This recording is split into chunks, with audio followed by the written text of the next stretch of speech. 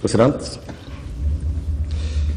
Regjeringen har foreslått å redusere tillatt skjenketid med 1 time til klokken 2:00.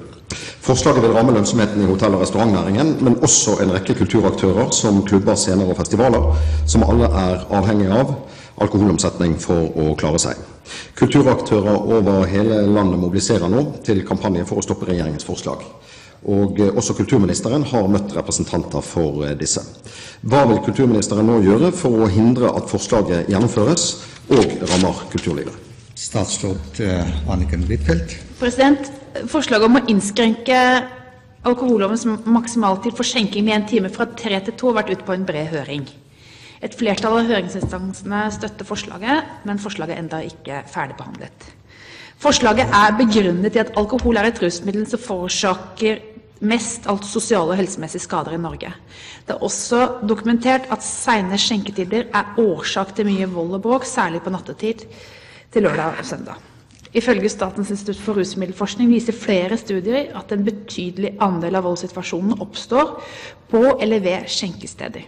Forskning fra Sverige har vist en sammenheng mellom alkoholkonsum og vold er sterkere for alkohol konsumert på skjenkesteder enn for alkohol konsumert i andre sammenhenger. En norsk studie viser at jo hyppigere man er på skjenkesteder, jo større er sannsynligheten for å bli involvert i alkoholrelatert vold. En oppsummering av internasjonal forskning viser at erfaringer i skjenketider følges av endringer i voldsomfang. Når skjenketiden reduseres, får man altså mindre vold. Jeg er kjent med at forslaget også kan ha økonomiske konsekvenser for hotell- og restaurantnæringen, og kanskje også for klubber, scener og festivaler som har alkohol som en viktig inntektskilde. Jeg har forståelse for at det skaper uro, som gjør seg gjeldende for tap av slike inntekter, som er grunnlag for ulike typer kulturaktiviteter. Regjeringen har imidlertid ikke fattet endelig vedtak i saken, og dette er elementer som må med i den videre diskusjonen. Dersom vi allikevel får endringer i skjenketider, så håper og tror jeg at kulturlivet vil kunne tilpasse seg også et nytt regelverk. På den måten vil vi fortsatt kunne nyte et levende kulturliv, samtidig som det kanskje er nødvendig å redusere omfanget, redusere skjenketidene. Representanten Warloe til oppfølging.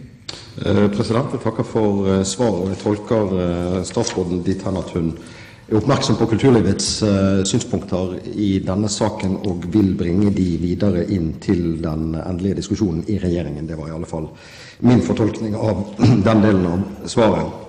Nå er det jo mye som kan sies om forslaget fra regjeringen. Det innskrenker jo lokalpolitikeres handlingsrom.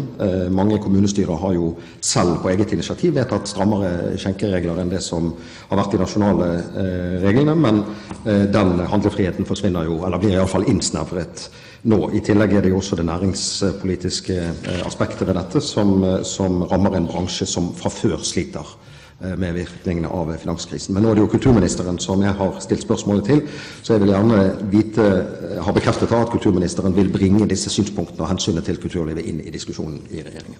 Statsråd Huitfeldt. President, jeg har møtt en del aktører som arbeider ved ulike scener, som har brakt disse elementene inn i diskusjonen, og det vil jeg selvsagt ta med meg videre. Det er også sagt til aktører som har vært i kontakt med meg i Bergen om dette, som sikkert også representanten har vært i kontakt med.